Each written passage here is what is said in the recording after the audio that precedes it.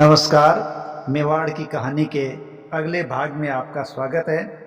हमने महाराणा सांगा के बारे में जानकारी प्राप्त की कि महाराणा सांगा किस प्रकार शासक बने और किस प्रकार उनके शासक बनने के समय की परिस्थितियां उनके बारे में जानकारी प्राप्त की। आज हम सांगा के आगे के जीवन के संघर्षों के बारे में देखेंगे, जिन संघर्षों ने सांगा को एक योद्धा पुरुष और सैनिकों के भग्नावशेष के रूप में इतिहास में दर्ज कर दिया। ऐसे ऐसे परिस्थितियां, ऐसे ऐसे संघर्षों की गाथा देखेंगे जो अपने आप में बेहद रोमांचित कर देती हैं और सांगा जैसे वीर के लिए अपने आप को मेवाड़ का एक वीर साबित करने में कामयाब होती है। हमने जाना जब महाराणा सांगा शासक बने थे तब मालवा के साथ उनका संघर्ष चला और सांगा ने अपना प्रभाव दर्शा दिया। इसी प्रकार गुजरात पर भी उन्होंने अपना प्रभुत्व स्थापित दिखा दिया।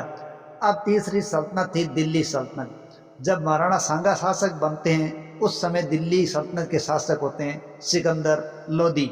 हालांकि दोनों के मध्य किसी प्रकार का कोई युद्ध नहीं होता, लेकिन 1517 में सिकंदर लोदी के मृत्यु के पश्चात इब्राहिम लोदी सल्तनत का शासक बनता है और दिल्ली की सल्तनत पर स्थापित होने वाला ये इब्राहिम लोदी अब महाराणा सांगा के साथ संघर्ष करता है। इब्राहिम लोदी ने शासक बनते ही 1517 में ही राणा सांगा से संघर्ष कर दिया। इस संघर्ष के अंदर राणा सांगा का पलड़ा भारी रहा और ये जो 1517 का राणा सांगा और इब्राहिम लोदी का संघर्ष था, इतिहास में खातौली के युद्ध के नाम से दर्ज हुआ। इस खातौली के युद्ध के अंदर राणा सांगा की वीरता से हार कर इब्राहिम लोदी को भागना पड़ा, लेकिन इब्राहिम लोदी का एक शहजादा राणा सांगा के हाथों लग गया था। लेकिन खातौली का यह संघर्ष महाराणा सांगा के लिए भी घातक सिद्ध हुआ, क्योंकि महाराणा सांगा का भी खातौली के युद्ध में तीर के कारण घायल होने के कारण एक हाथ और एक पैर है वो काम करना बंद कर चुके थे।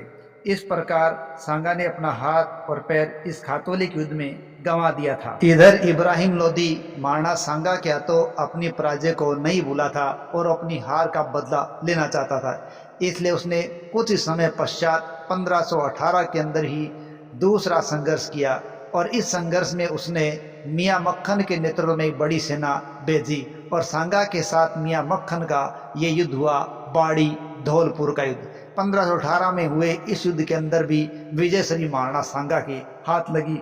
इस प्रकार सल्तनत की सेना को राजा महाराणा सांगा के द्वारा 2 बार पराजित कर दिया गया था। सल्तनत के इस संघर्ष के पश्चात राणा सांगा अपने प्रभाव को बढ़ा चुके थे और एक शक्तिशाली शासक के रूप में अपने आप को साबित कर चुके थे। इधर विश्व में परिस्थितियां बदल रही थी और बाबर 1504 में काबुल के शासक के रूप में सामने आया। बाबर इस छोटे से काबुल के राज्य से संतुष्ट नहीं था और अपने राज्य को बढ़ाना चाहता था। उसने अपने अभियान जारी रखे और इसी अभियानों के क्रम में वो भारत आ गया था। और भारत पर जब वो आया तो 21 अप्रैल 1526 को उसका सामना हुआ इब्राहिम लोदी से और ये इतिहास में हुआ पानीपत का प्रथम युद्ध। पानीपत के इस प्रथम युद्ध के अंदर बाबर भारी पड़ा और इब्राहिम लोदी है वो इस युद्ध क्षेत्र के अंदर लड़ता हुआ मारा गया था। बाबर ने पहली बार आकर हिंदुस्तान के इस क्षेत्र के अंदर तोप गोला बारूद का इस्तेमाल किया था, तुलुगमा युद्ध पद्धति का इस्तेमाल किया था और सल्तनत के शासक इब्राहिम लोदी को मरना पड़ा। संभवतः सल्तनत के शासकों में युद्ध क्षेत्र में मरने वाला एकमात्र शासक इब्राहिम लोदी था। इस प्रकार इब्राहिम लोदी के मरने पर भारत पर अब मुगल सत्ता बाबर के रूप में स्थापित हो चुकी थी। पानीपत के प्रथम युद्ध में इस प्रकार बाबर ने भारत में मुगल शासन सत्ता स्थापित कर ली और अब 1527 में उसका सामना होने वाला था महाराणा सांगा से, जो कि अपने आप को एक शक्तिशाली शासक के रूप में प्रस्तुत कर चुके थे। अब सांगा के साथ उसका संघर्ष हुआ, इसके भी कई कारण थे। सबसे पहला कारण तो ये बताया जाता है कि सांगा पर वचन भंग का आरोप बाबर द्वारा लगाया गया था। दरअसल बाबर की एक रचना है तुजुक ए बाबरी। तुजुक ए बाबरी में बाबर लिखता है कि महाराणा सांगा ने उसे यानी बाबर को इब्राहिम लोदी से संघर्ष करने के लिए बुलाया था। उसने कहा था कि मैं आगरा की तरफ से आ रहा हूं और आप दिल्ली आइए और इब्राहिम लोदी को मिलकर हराएंगे। इस प्रकार राणा सांगा ने वादा किया था, इब्राहिम लोदी के साथ लड़ने के लिए बाबर को बुलाया था, लेकिन बाबर आ गया, इब्राहिम लोदी को हरा दिया, युद्ध क्षेत्र में मारा भी गया, लेकिन राणा सांगा नहीं आया। और तो और बाबर ने आगे बढ़कर आगरा तक भी अधिकार कर लिया था, लेकिन वचन के मुताबिक सांगा बाबर के साथ नहीं आया था। तो ये भी एक कारण बना बाबर के द्वारा सांगा पर आक्रमण करने का।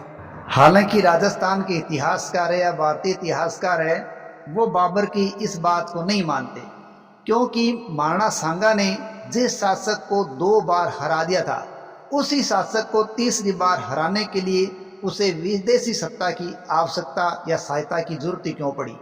तो इस प्रकार आधुनिक या भारतीय इतिहासकार बताते हैं कि बाबर का यह आरोप निराधार है। चूंकि बाबर ने यह बात है वो अपनी आत्मकथा तुजु के बाबरी में लिखी है, जो कि चगताई तुर्की में लिखी गई है। और इतिहासकार क्या करते हैं कि वो आत्मकथाओं को गलत नहीं मानते, इसलिए बाबर की बात को ठोस भी मानते हैं, लेकिन फिर भी तुलनात्मक रूप से देखें तो अभी भी इस बात में संशय है, क्या सांगा ने वाकई बाबर को बुलाया था या बाबर ने यह मिथ्या आरोप सांगा पर लगाया था। लेकिन जो भी हो, युद्ध का एक कारण यह भी बताया जाता है। सांगा और बाबर के मध्य संघर्ष के कारणों में दूसरा कारण देखें तो दोनों की महत्वाकांक्षा। देखिए, दोनों ही शासक महत्वाकांक्षी शासक थे, और राणा सांगा तो अपने आप को मालवा के साथ संघर्षों में, गुजरात के साथ संघर्षों में और दिल्ली के साथ 2 संघर्षों में अपने आप को शक्तिशाली शासक के रूप में दर्ज कर चुके थे। साथ ही साथ अनेक राजा, राव, सामंत ये उनके दरबार में रहते थे। इस प्रकार सांगा इस समय एक बेहद शक्तिशाली शासक के रूप में उभर चुके थे और वो दिल्ली की सत्ता प्राप्त करने के लायक थे। और इस प्रकार उनकी महत्वाकांक्षा थी कि वो इब्राहिम लोदी को हटाकर दिल्ली की सत्ता प्राप्त करें। और इधर जब बाबर का आना हो गया तो वो इस मंसूबे को जान गया था, और इसीलिए दोनों की महत्वाकांक्षाओं के कारण दोनों का टकराव होना लाजमी था। पानीपत के संघर्ष को जीतने के बाद बाबर है वो ये अच्छी तरह से जान चुका था कि इस क्षेत्र के अंदर राजपूत है वो काफी शक्तिशाली और शौर्यवान है। यदि इस क्षेत्र पर उसको सत्ता कायम रखनी है तो राजपूतों को हराना पड़ेगा, और इसके लिए उसे राणा सांगा को रास्ते से हटाना पड़ेगा, जो कि राजपूतों का एक सर्वसर्वा और योद्धा शासक के रूप में अपने आप को प्रस्तुत कर चुका है। इस प्रकार इस समय 2 शक्तियां आमने सामने थी। यूं कहें एक म्यान में 2-2 तलवारें थी जो कि नहीं रह सकती थी, इसलिए उसमें संघर्ष होना तो अवश्यंभावी था। बाबर और महाराणा सांगा के बीच यदि युद्ध के कारणों के अंदर तीसरा कारण देखें तो राजपूत अफगान मैत्री को भी देखा जा सकता है। देखिए, इब्राहिम लोदी के रूप में अफगान सत्ता को बाबर ने समाप्त कर दिया, लेकिन अफगान पूरी तरीके से समाप्त नहीं हुए थे, और इसी समय राजपूताने के राजपूत हैं वो निकट ही शक्तिशाली शक्ति के रूप में खड़े थे। तो अफगानों ने इन राजपूतों की शरण ली। हसन का मेवाती जो अफगान नेता था वो महाराणा सांगा की शरण में चला गया। इसी प्रकार इब्राहिम लोदी का एक भाई महमूद लोदी वो भी किसकी शरण में चला गया? राणा सांगा की शरण में चला गया। इस प्रकार अफगान और राजपूतों की मैत्री हो गई, जो बाबर के लिए कष्टप्रद हो सकती थी। अगला कारण देखें तो सांगा द्वारा सल्तनत के क्षेत्रों पर अधिकार। देखिए, इब्राहिम लोदी के रूप में सल्तनत समाप्त हो गई और बाबर ने आकर एक नए साम्राज्य मुगल साम्राज्य की नींव रख दी, लेकिन आते ही ये साम्राज्य व्यवस्थित नहीं था और ये एक प्रकार से अव्यवस्थित था। इस अव्यवस्था का लाभ उठाकर महाराणा सांगा ने सल्तनत के आसपास के क्षेत्रों पर हमला करना शुरू कर दिया और सल्तनत के आसपास के क्षेत्रों पर उन्होंने हमला करके खंडार दुर्ग को कब्जे में कर लिया, रणथंबोर के क्षेत्र को कब्जे में कर लिया और अपनी सीमाओं से लगते हुए लगभग 200 से अधिक गांवों को उन्होंने अपने कब्जे में कर लिया और ये एक प्रकार से बाबर के लिए खुली चुनौती थी। इधर बाबर ने भी अभियान किए और उसने बयाना पर कब्जा किया, ग्वालियर पर भी कब्जा किया और उसका प्रभाव क्षेत्र बढ़ता आ रहा था। इस प्रकार दोनों तरफ से उनके क्षेत्र हैं वो बढ़ते जा रहे थे और दोनों के अंदर जो बीच में युद्ध है वो लंबे समय तक अब टाला नहीं जा सकता था। बाबर और राणा सांगा दोनों ही युद्ध की तैयारियां शुरू कर देते हैं और सांगा अपने पक्ष को मजबूत बनाने के लिए एक नई परंपरा जो कभी काफी पहले विलुप्त हो चुकी थी उसका सहारा लेते हैं और वो परंपरा थी पाती पेरवन परंपरा। उस परंपरा को पुनर्जीवित करते हैं। दरअसल राजपूताने के अंदर पाती पेरवन एक ऐसी परंपरा थी जिसके द्वारा विदेशी शक्ति से लोहा लेने के लिए सभी स्वदेशी राजा राव सरदार एक हो जाते हैं और इसी पाती पेरवन परंपरा के तहत राजा रजवाड़ों को रावों को राणा सांगा ने अपनी सहायता के लिए बुलाया। ऐसा कहा जाता है कि महाराणा सांगा के पास पहले से ही 7 राजा 9 राव और 104 तो सरदार साथ थे, लेकिन जब पाती पेरवन परंपरा का सहारा लिया गया तो ये जमघट और भी बढ़ गया। इस जमघट के अंदर या यूं कहें इस कुनबे के अंदर जैसे कई लोग आ गए, हसन खां मेवाती जो कि अफगान था, महमूद लोदी ये भी अफगान था। इसी प्रकार जोधपुर या मारवाड़ से आ गया मालदेव, वीरमदेव मेड़तिया, सलुम्बर से आ गए राव रतन सिंह, इसी प्रकार देवलिया से बाघ सिंह, आमेर से आ गए पृथ्वीराज और ईडर से आ गए भारमल, बीकानेर से आगे कल्याणमल और चंदेरी के सरदार आगे थे मेदिनी राय और सादड़ी से आगे थे झाला अज्जा। इस प्रकार और भी सामान्य सरदार राव आते चले गए और महाराणा सांगा का पलड़ा धीरे धीरे बढ़ता चला गया और एक बड़ी संख्या में उसके साथ सेना इकट्ठी हो गई थी। पूरी तैयारियों के साथ सांगा की सेना आगे बढ़ती है और ये सेना बयाना की तरफ प्रस्थान करती है। बाबर और राणा सांगा की सेना का पहला आमना सामना बयाना में हो जाता है। बाबर जब बयाना पर कब्जा करता है तो वहाँ मेहंदी खवाजा को नियुक्त कर देता है। इस प्रकार अब बयाना का सिपह सालार मेहंदी खवाजा था जिसका सामना अब होता है सांगा की सेना से। हालांकि मेहंदी खवाजा की सहायता के लिए मोहम्मद सुल्तान मिर्जा के नेतृत्व में एक सेना और आ जाती है, लेकिन ये दोनों सेनाएं मिलकर भी राजपूतों का मुकाबला नहीं कर पाती और इस संघर्ष के अंदर जो कि ठीक खानवा के युद्ध से 1 महीने पहले हुआ था, सुल्तान की सेना हार जाती है या यूं कहें मेहंदी खवाजा और सुल्तान मिर्जा हार जाते हैं और राजपूतों की वीरता है वो अब उनके सामने प्रकट हो चुकी थी और सांगा की सेना जीत चुकी थी। अब बाबर की सेना हार के कारण अपना उल्लास खो चुकी थी, वहीं राजपूतों की सेना जीत के कारण एक अलग ही रोमांच में आगे बढ़ रही थी। बयाना के क्षेत्र से हार के बाद शाह मंसूर किस्मती बाबर की तरफ आते हैं और बाबर की तरफ आकर वो वहाँ पर राजपूतों के शौर्य के बारे में उसको जानकारी देते हैं और बताते हैं राजपूत बड़े ही शौर्यवान हैं, शक्तिशाली हैं और उनसे लड़ना कोई आसान काम नहीं है।